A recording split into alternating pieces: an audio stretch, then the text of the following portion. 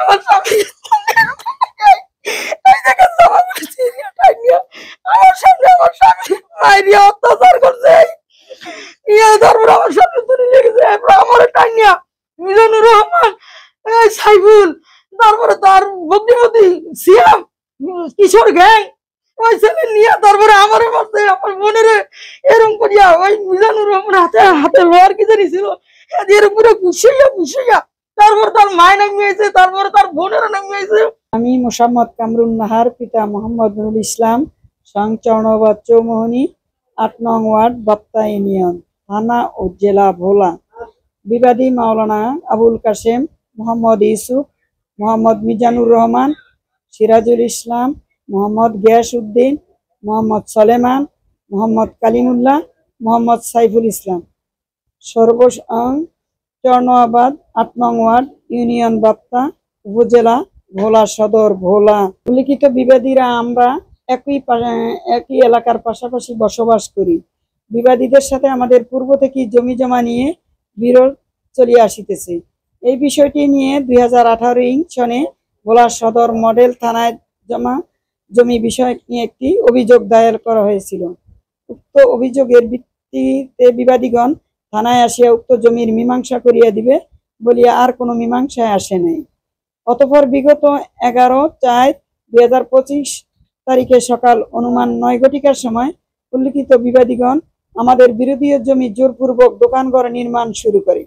উক্ত সংবাদ পাইয়া আমি আমার বোন বিবি রাবেয়া 1 নং সাক্ষী ঘটনাস্থলে গিয়ে দোকানঘর নির্মাণ করতে নিষেধ করিলে তারা অমান্য করিয়া দোকানঘর নির্মাণ করে এবং বলে আমি যদি আমার জমিতে যাই তবে রক্তের বন্যা বয়ে যাবে বলে হুমকি দেয়।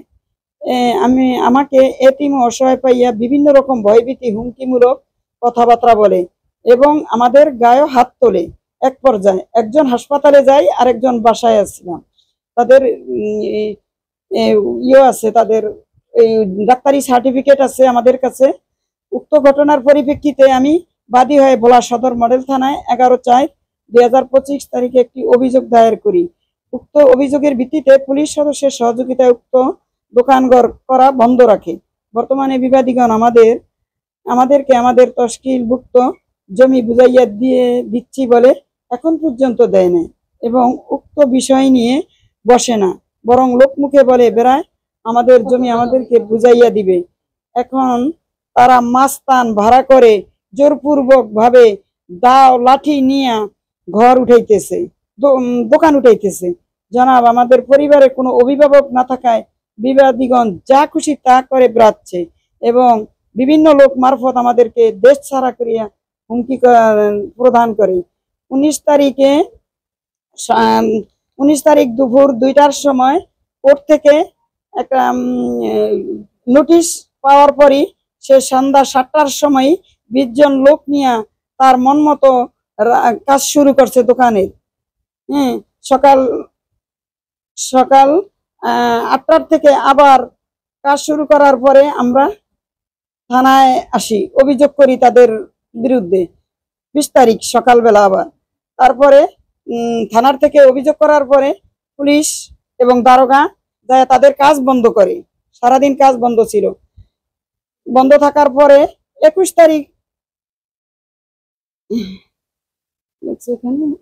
তারিখে আবার সন্ধ্যার আগে দারোগা এবং পুলিশ যায় আমার বাসায়, বলে যে আপনারা 2% পাবেন, তাদের পৈতৃক সম্পত্তিটা কাজ করার জন্য সুযোগ দিন, আপনাদেরটা আপনাদেরকে দিয়ে বুঝিয়ে দেওয়া হবে, একজন আমিন আনিয়ে বুঝিয়ে দেওয়া হবে। তারপরে আমি মাগরিব নামাজ পড়িয়ে আমি থানায় আসি। থানায় আসার পরে সে আবার বলে যে কোর্ট থেকে আপনাদেরকে যেভাবে একটা করবে ওই অনুযায়ী আপনারা জমিন পাওয়া যাবেন, কিন্তু তাদেরকে করার পৈতৃক সম্পত্তি করার সুযোগ আপনারা দেন। অন্তর্বর্তী সরকার ও প্রশাসনের নিকট আকুল আবেদন, ভূমিদস্যু আবুল কাশেম গঙের কাছ থেকে আমাদেরকে পৈতৃক ভূমি উদ্ধার করে আমাদেরকে বুঝিয়ে দিই। নিহিত নিবেদক মোসাম্মদ কামরুন নাহার। বিরোধী মারধর করছিল ওই যে আমাদেরকে 11 তারিখ 2 জন, মোহাম্মদ আমি তিনজন। আমার স্বামীর অনেক মারছে। ঘটনাস্থলে আমরা ছিলাম তিনজন। জামাটা আনছো না? হ্যাঁ আনছি। জমি দাবি কিনছে। আমার বাপের বেচা কিনা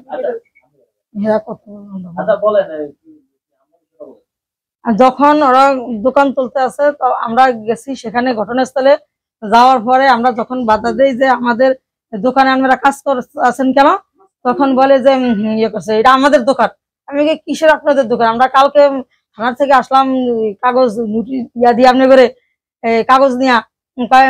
তারপরে আমাদেরকে এই পর্যায়ে আমাদেরকে দেখি যে তারা দলবল নিয়েছে, অনেক দলবল। মাস্তান মালিক বাড়ির ওর নাম কি, হ্যাঁ, তারপরে আবার কি জানি এই সাইফুল দালাল, আমাদের বাড়ির পাশে দালাল। ও সবসময় দালালি করে, সবকিছুতেই দালালি করে। এই দালালি করে। ও একবারে জায়গা কয়ে এতন যা নাইলে একবারে কবে আর দাঁড়া করুন, মানে বিভিন্ন অকথ্য ভাষায় গালি গালাজ ওই সাইফুল আমাদেরকে। রাসেলের তারপরে কয়ে এই শালার ধর, এই শালার ধর, দৌড়ে তার বসে ধরিয়া তারপরে ফোনটা নিয়ে গেছেন। কয়ে শালা তুই কি ভিডিও করস, তুই মানুষ চিনস? এই দেশে তোর তোর দেশ ছাড়া করে দিন, তোর দেশে তোরে ভাড়াও, আর নাহলে ধরে এখানে কবর দিন, এরকম করে বলতে আছে। বলার পরে আমি বলতেছি, আমি এরকম বাধা দিয়ে রাখছি আমার স্বামীর। তখন এই দেখেন এই জামাটা গায়ে ছিল তার, আমি এরকম ধরে এরকম করে বাধা দিয়ে রাখছি। এই যে দোকানদার বাজারে মিজানুর রহমান ছিল, তার দোকানের সামনে আমি দাঁড়াইছি আশ্রয়ের জন্য। আমি সেখানে আশ্রয় পাই নাই। আমার স্বামী আমার সামনে আমার স্বামী মাইরিয়া অত্যাচার করছে। আমার সামনে তুলে লেগেছে আমার টাইনিয়া মিজানুর রহমান, সাইফুল, তারপরে তার বগ্নিমতি সিয়াম, কিশোর গ্যাং, ওই ছেলে নিয়ে তারপরে আমার মারছে, আমার বোনের এরকম করিয়া ওই মিজানুর রহমান হাতে হাতে লোহার কি জানি ছিল, এরকম করে ঘুষাইয়া তারপর তার মায় নামিয়েছে, তারপরে তার বোনেরা নামিয়েছে। আমাদের এই রোডে ভালাইয়া ফিরাইয়া এই যে দাঁড়া করাইয়া তারপরে গদ্দিয়ার করতে আছে। আমরা চাই জেলা প্রশাসকের কাছে সুবিচার, জেলা প্রশাসকই পারবো ইনশাআল্লাহ। জেলা প্রশাসক মহোদয় আমাদের এই বিচারটা করে দেন। আমাদের কেউ না, আমাদের এরকম করতে আছে। আমার স্বামীর কথা মেয়েদের কথা বলে না, তারা কোনো কথাই বলতে দেয় না বাড়ির ভিতরে। এরা নিজেরাই অনেক কিছু যে আমাদের উপরে এরা কেউ কথা বলতে, আমাদের সুযোগ আমরা ফানি ওই বাড়িতে বসবাস করি দিছে, আমাদের অনেক হুমকি দিছে।